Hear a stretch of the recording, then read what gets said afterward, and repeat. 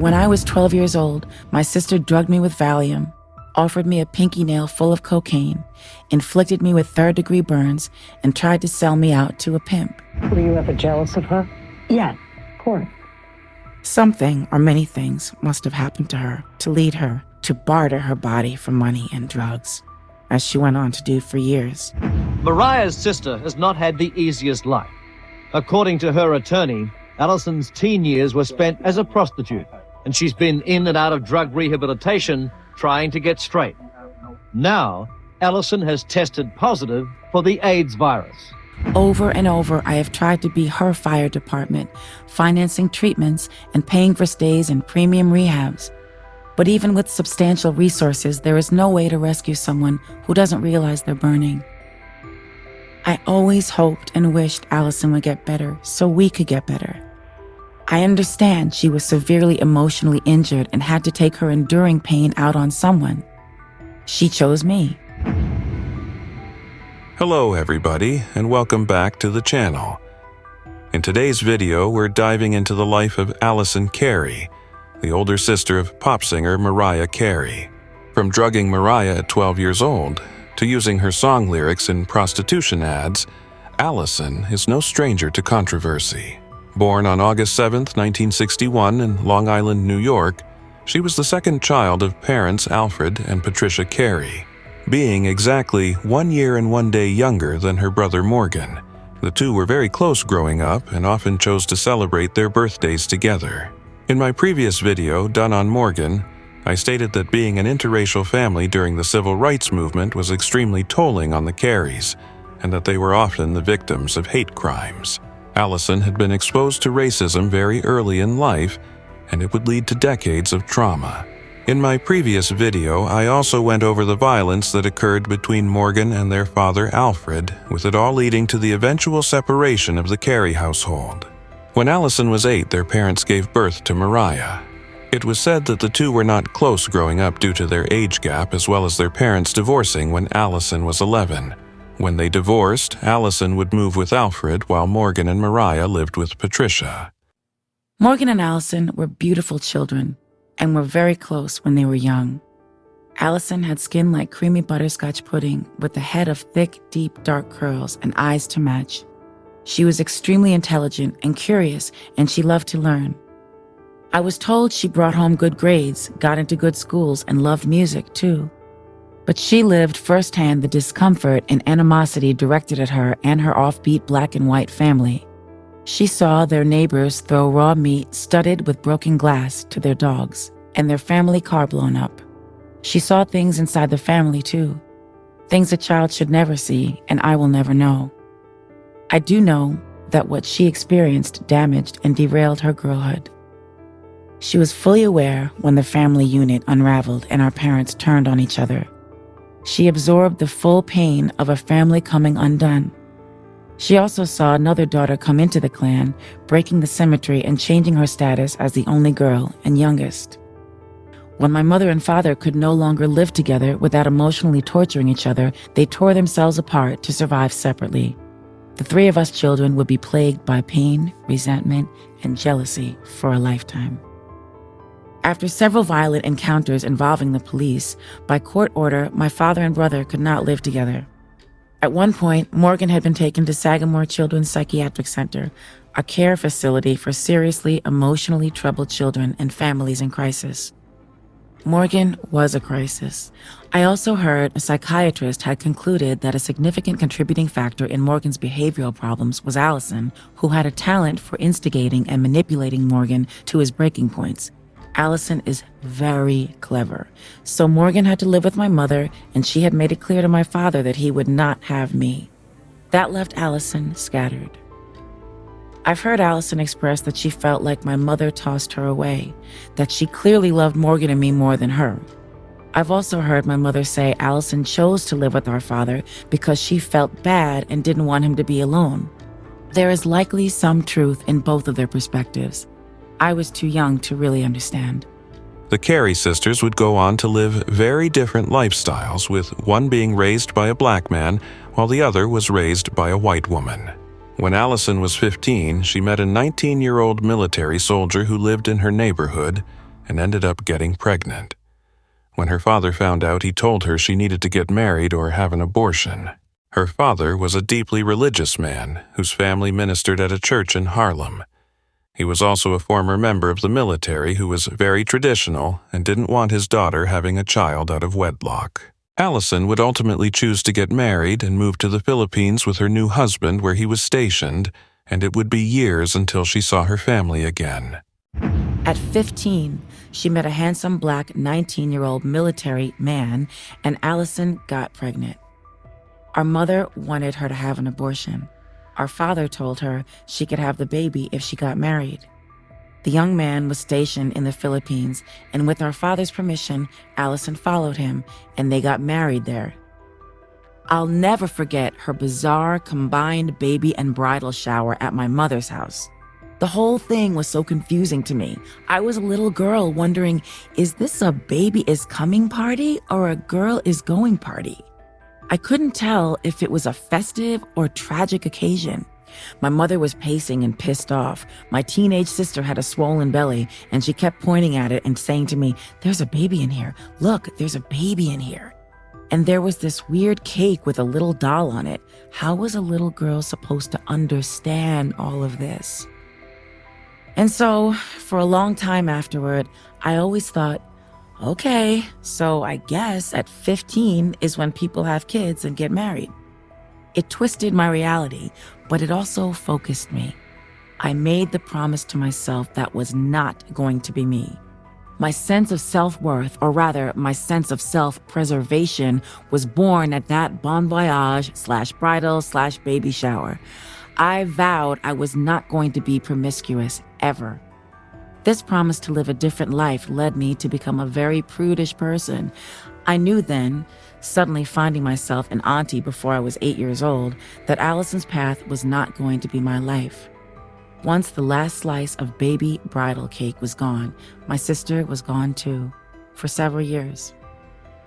I will never understand what happened to her in the Philippines, but I do know when she left my father's house, the remainder of her fragile childhood was left behind. According to Alison, life in the Philippines was extremely difficult for her.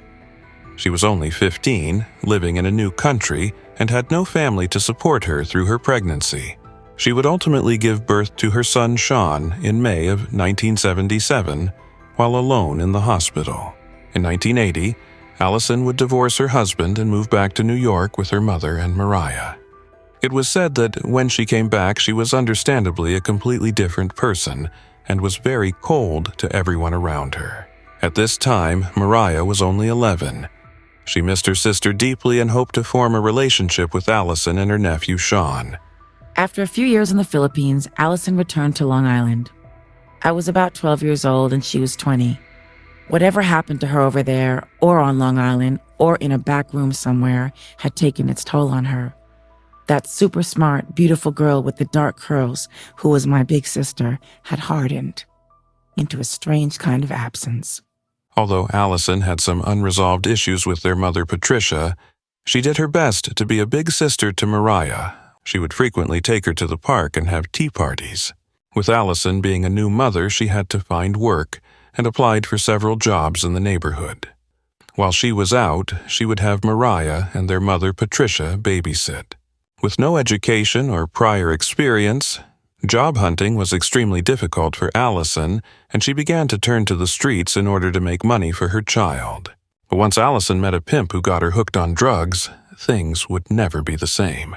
When Mariah was 12, she alleged that Alison drugged her with a Valium while on a trip with him. There was one older man, I guessed he was about 60. He had half a head of hair, all of which was gray. He was polite to my mother and would sometimes fill our refrigerator with food, so I guess she trusted him. One evening at the shack, Alison and my mother got into one of their innumerable epic arguments, and for some unknown reason, Alison took me with her to this older gentleman's house. There's little of his house or that night that I remember because when we arrived, Alison sat me down on a light brown couch and handed me a little chalky ice blue pill with a crease carved down the middle and a glass of water. "Here, take this," she said. I took it. Within minutes, I think, I was in a heavy, scary darkness, pushed down into a place beneath sleep, and I couldn't pull myself out. I don't know how long I was knocked out. I felt like I'd been absorbed into the couch, the only reason I remember the color. It was harrowing. At 12, I probably weighed 80 pounds soaking wet, and Alison gave me a whole Valium. I don't know why my sister drugged me. I don't know why my mother let me go with her and this man. Perhaps they both wanted me out of their hair for the evening, but my life was in jeopardy in her hands. This may have been the first time that year she could have seriously hurt me, but it certainly wasn't the last. Even though by her 20s, Alison had already gotten married, given birth, gotten divorced, traveled thousands of miles away, and done dreadful things, she could still be zany and spontaneous. The worst had not yet happened between us, so I was genuinely happy for the wild, stray visits she made to my mother's house. On her good days, she was a bright burst of energy in our often bleak little dwelling. She seemed mature and had a hollow kind of glamour. It was well known in Mariah's neighborhood that her sister was a drug-addicted sex worker, and it would lead to years of Mariah getting bullied. Alison would try to make up for this by buying Mariah new clothes and getting her hair done whenever she could. She took a new interest in me as a preteen now rather than a little girl. She paid attention to the obviously neglected outside of me, swooping in and correcting my disastrous attempts to make myself pretty, which to a 12-year-old means everything. After I accidentally made my hair all kinds of shades of ugly orange, she took me to get a toner from my hair and made it one color. She took me to a place that made my eyebrows beautiful. She took me shopping for my first bra. She and I would make earnest attempts at being normal. We were trying to be sisters, or so I thought. With Alison on drugs, her behavior was unpredictable, and she would frequently rage out. On one disturbing night during one of her and Mariah's tea parties, Alison threw a cup of scalding hot water on Mariah, causing third-degree burns. One visit from my sister, among all the visits and memories, marked me the deepest. We tried to have tea. We boiled the water in a small beat-up saucepan on an old stove in the tiny, flavorless, dingy, grime-colored kitchen. We each had a cup with a steeping tea bag. I had a thick ceramic brown dip glazed mug that was chipped at the lip. I was holding the steaming, fragrant black tea with both hands when the phone rang. "Oh, hello, Al," we heard our mother answer. It was our father. We were both a little shocked. My father rarely called my mother's house, and if he did, it was almost always to scold us about something. Alison and I exchanged a quick glance. Who had done what now? Suddenly, my mother looked in my direction, and I could tell they were discussing me.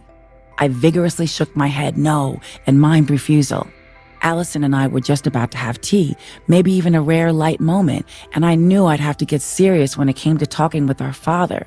And who knew what Alison might have done that I'd have to hear about? But Mother didn't cover for us.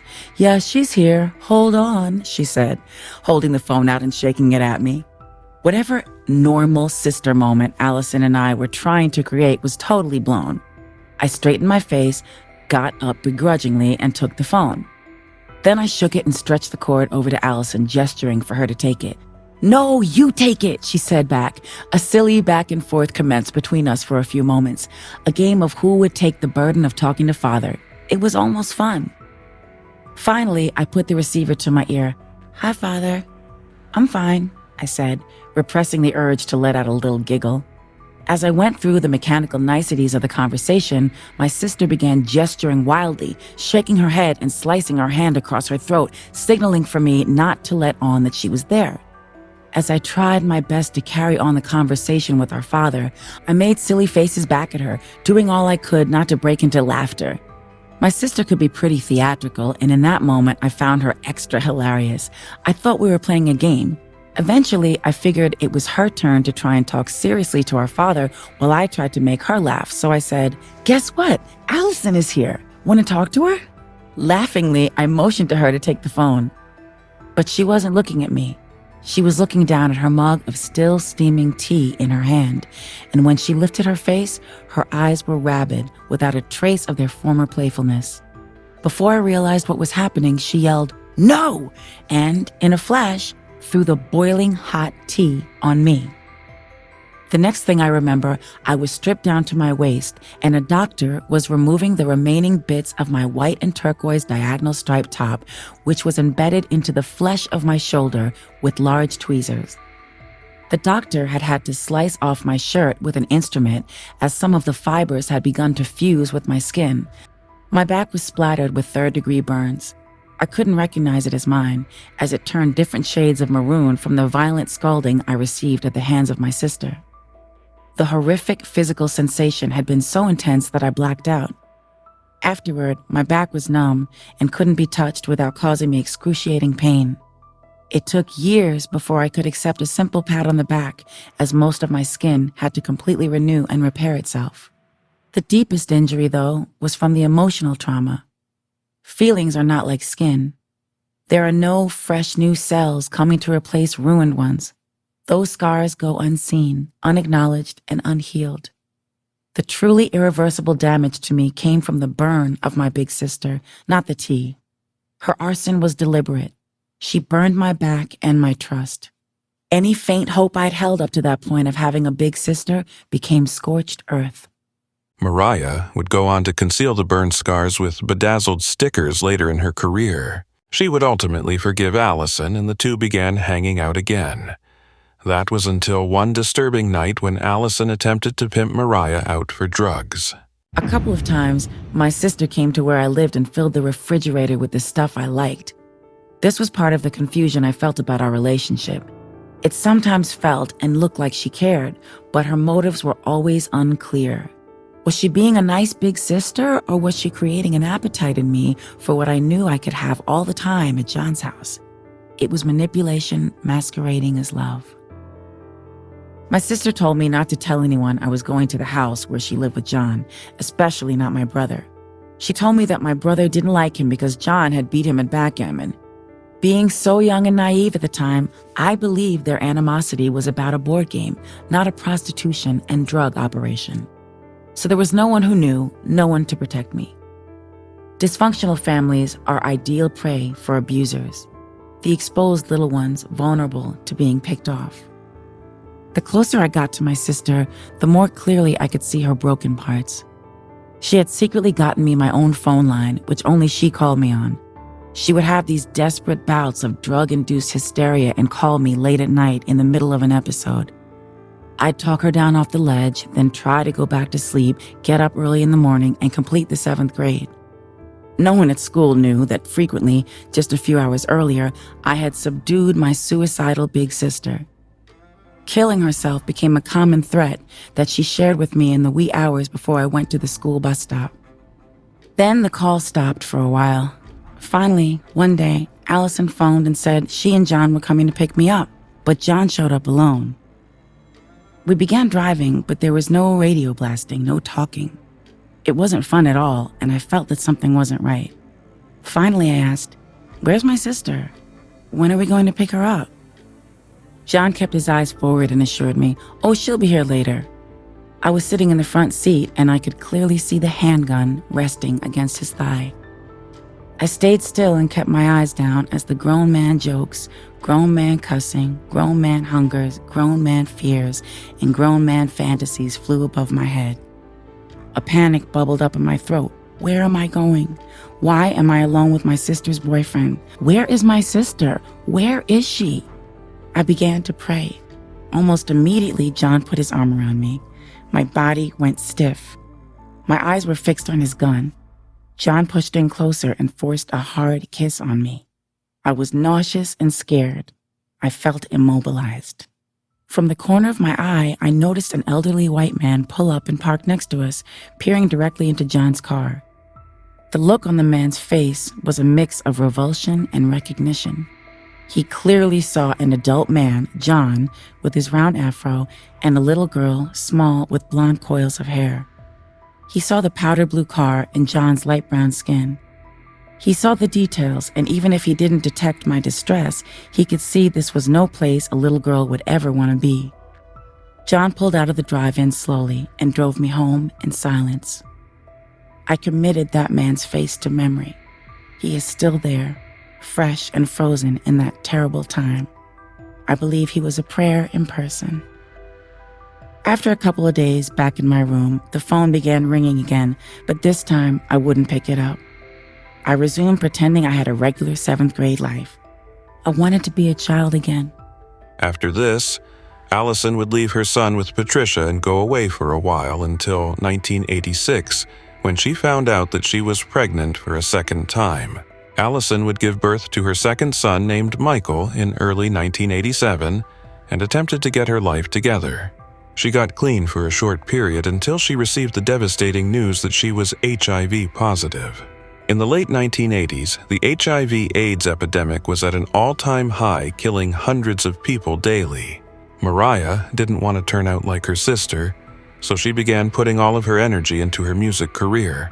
She worked as a waitress and hairdresser, but ultimately got her big break when she found a job singing background for Brenda Starr in 1988. Brenda would introduce Mariah to Tommy Mottola, the CEO of Sony Records, and her future husband.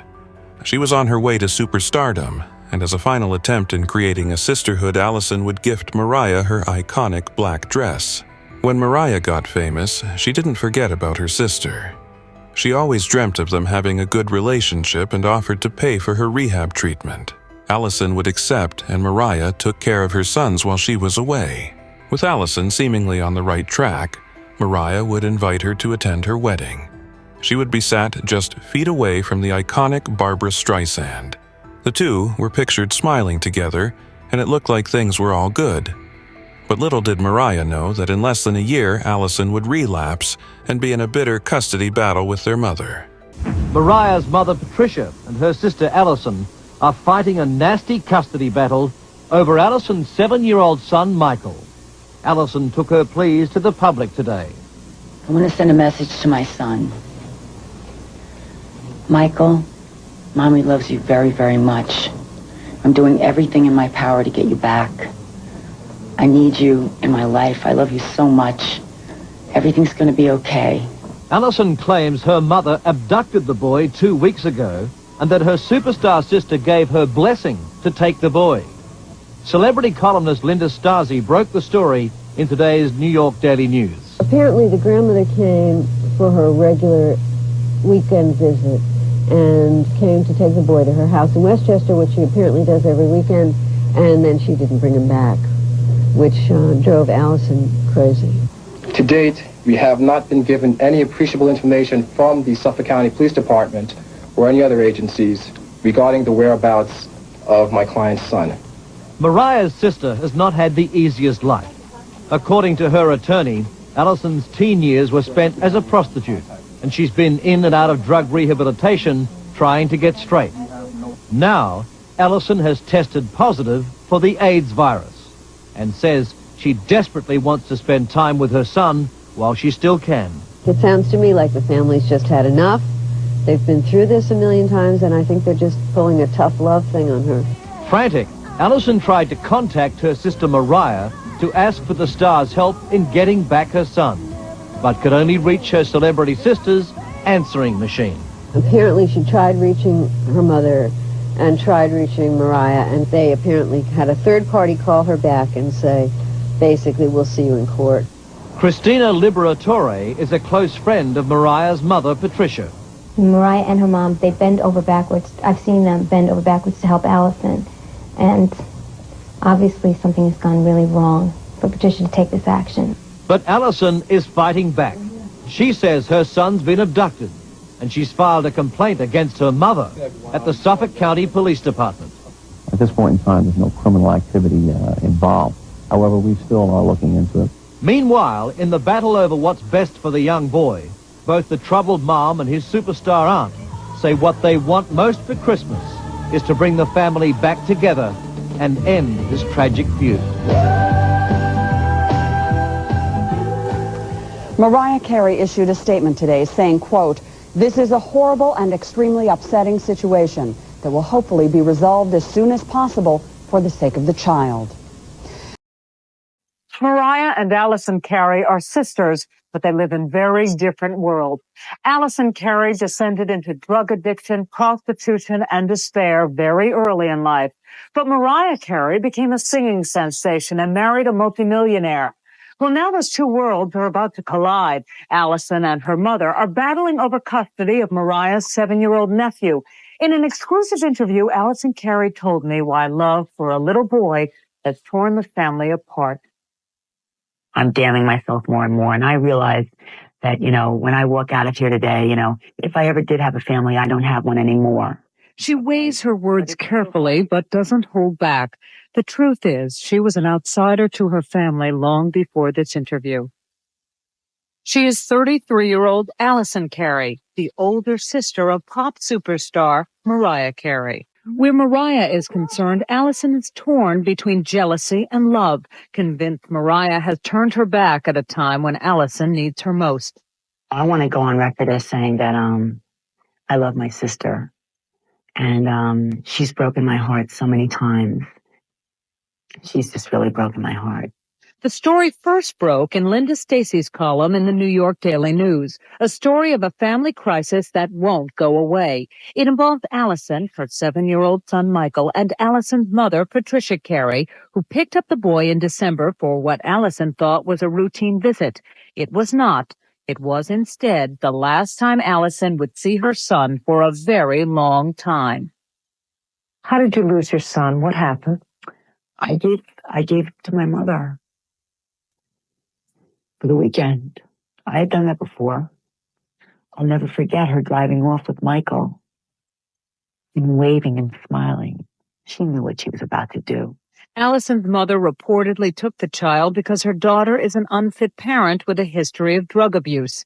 Lawyer Stephen Grossman represents Patricia Carey. He says the boy is much safer where he is now. My client perceived dangerous conditions existed, and it was not in the best interest of her grandson to be where he was at the time. And she acted. Alison Carey says she does not know where her son is now, but she believes that Mariah is offering financial assistance to care for him. The wedge in Mariah Carey's family was put in place long ago when Alison and Mariah were growing up on Long Island. Were you ever jealous of her? Yes, of course. She was very popular. She had a lot of friends. I didn't have any friends. Their parents separated when Alison was 11. She says she was sent to live with her father. Her mother is white, her father is black. At 16, Alison was already married and a mother, but she didn't stay home. Instead, she turned to the streets for money. I want to ask you about one of the more difficult things in your life. How did you get into prostitution? Nobody wanted to hire me. I didn't have any experience doing anything. I knew I had to get a job, but I couldn't find one. Yeah.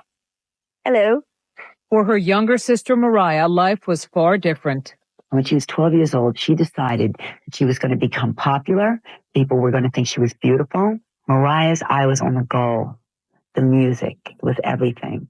In 1987, Alison had a second son, Michael. But when Michael was barely 1, Alison fell into despair. At the age of 27, she had tested positive for the AIDS virus.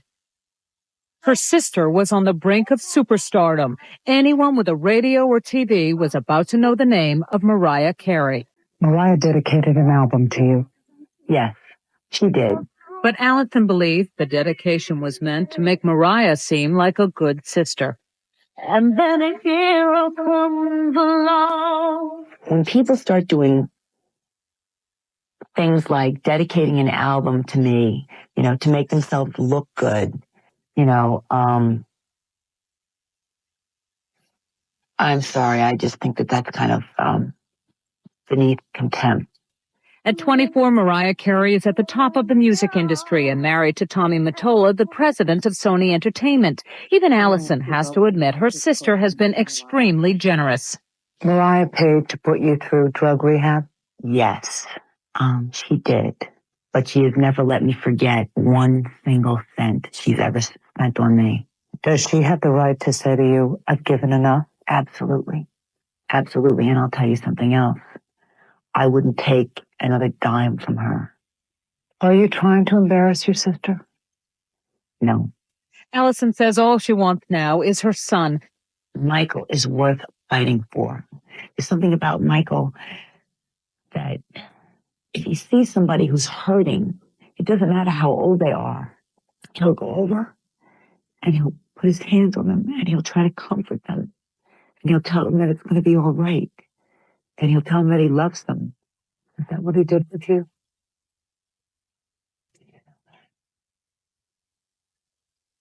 The custody trial is scheduled to begin next month. Meanwhile, a judge has awarded temporary custody to Mariah Carey's mother, Patricia. Alison failed to show up for one of the key hearings. She said she was sick. Patricia would ultimately win custody of Alison's son, whom her and Mariah both raised. Alison would be exiled from her family until she made the decision to get sober. In an attempt at retaliation, Alison would publish false stories about Mariah in the papers, hoping to tarnish her image. I know my sister was deeply wounded. She is the most brilliant and broken person I have ever known. I may never understand what hurt her so badly it made her hurt so many others in return, but to me, she was her own most permanently damaged victim. From my perspective, she chose to take up permanent residence in victimland. The promise of her life was squandered in a tragic series of cheap bargains rather than being redeemed through the difficult, lifelong work of recovery and rebuilding oneself. Alison has burned me in many ways, and more times than I can count. Over and over, I have tried to be her fire department, financing treatments and paying for stays in premium rehabs. But even with substantial resources, there is no way to rescue someone who doesn't realize they're burning. The scars I carry from my sister are not just a reminder, they are lessons. They have taught me that perhaps our worlds are far too different to ever overlap. I always hoped and wished Alison would get better so we could get better. I understand she was severely emotionally injured and had to take her enduring pain out on someone. She chose me. Through the years, both my sister and brother have put me on the chopping block, sold lies to any gossip rag or trashy website that would buy or listen. They have attacked me for decades. We wouldn't hear from Alison again until the year 2000, when it came out that she was sleeping in her car and was in the process of writing a book on Mariah and their early life. The book would ultimately never come to fruition, though, due to Alison not receiving any offers for it. In 2001, Mariah would feature her nephew Michael in her film Glitter, as well as the 2002 film Wise Girls. For a second, please. Come on, man. Okay, I'll call you back. Thank you. Can I get an autograph or something? I ain't got a pen, baby. Mariah wanted to make sure that her nephew would have money in his adulthood and something to put on his resume. Mariah would also be seen taking her nephew on trips out of the country along with Luis Miguel, whom she was dating at the time. In 2002, their father Alfred would pass away from a rare form of cancer, and Alison would inherit over $1 million. It was said that in less than a year, Alison spent all of it on drugs and 5-star hotels in New York. Mariah felt like she wasted all of her father's hard-earned money and vowed to never speak to her again. She felt like that money could have helped Alison start a new life as well as take care of her children, but instead she wasted it on nonsense. In the mid-2000s, Alison gave birth to 2 more children, a boy and a girl. Little is known about them, though, as they've chosen to remain private. But what we do know is that she became estranged from them as they grew into adulthood. We wouldn't hear from Alison again until 2012, when it was reported that she was diagnosed with liver cancer. In 2015, Alison was the victim of a home invasion when an intruder struck her in the head with a baseball bat. As a result, she suffered a brain injury and short-term memory loss and was hospitalized for several weeks. For the past 8 weeks or so, the mother of 4 has found solace at Serenity Scene, a sobriety house in Riften, as she tries to rebuild her life, one that was rocked by a recent assault during a home invasion that resulted in traumatic brain injury. And I figured, okay, he's here to rob me. He wants my jewelry. If I give it to him, he'll leave. But that's not what happened. After I gave him every last thing that I had, he picked me up and threw me down a flight of stairs. I went like in the air down my stairs from the 2nd floor. And when I got to the bottom and I was bleeding from everywhere, mainly I had a lot of breaks in my skull, he started beating me in the back of the head with a bat. All right, he was trying to kill me, absolutely trying to kill me. Now that Carey has a roof over her head and a household of women who care, she hopes to remain sober and ultimately connect with her children and find some semblance of happiness.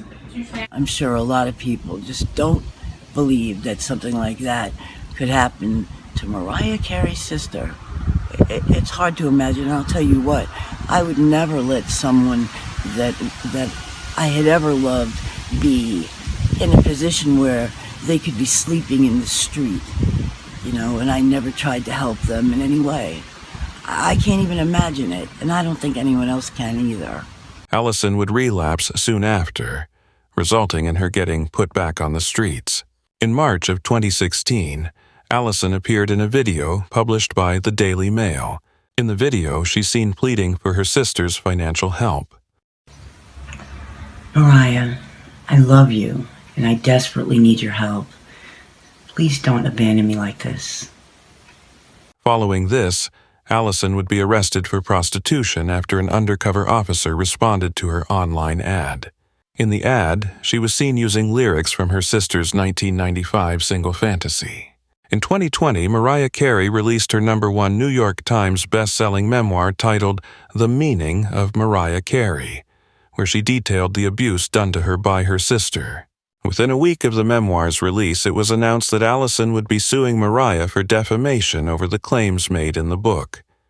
She stated that she felt like Mariah was being vengeful and purposely dramatized the events being told. In 2021, it was reported that Alison was homeless once again due to losing her Social Security benefits. She was seen looking nothing like her former self, missing all of her teeth. In August of 2024, it was sadly announced that Alison had tragically died on the same day as her mother, Patricia. According to Alison's children, the two never made amends before her passing, and the last time the two were seen together was in 2002. Alison's children also stated that Mariah took care of them and her sister financially for decades behind the scenes, despite her numerous claims that Mariah abandoned her. In the weeks following her death, the judge threw out her case due to her passing. As of now, Mariah is currently in Aspen with Alison's children, celebrating the new year. It's sad to think about the success that the Carey sisters could have achieved together if Alison had gotten clean. Sometimes addiction doesn't just kill the addict, it kills the family, kids, and people who tried to help. Anyways, that's all I have for today. If you made it this far, I genuinely appreciate you. Be sure to like and subscribe, and I'll see you all in the next one.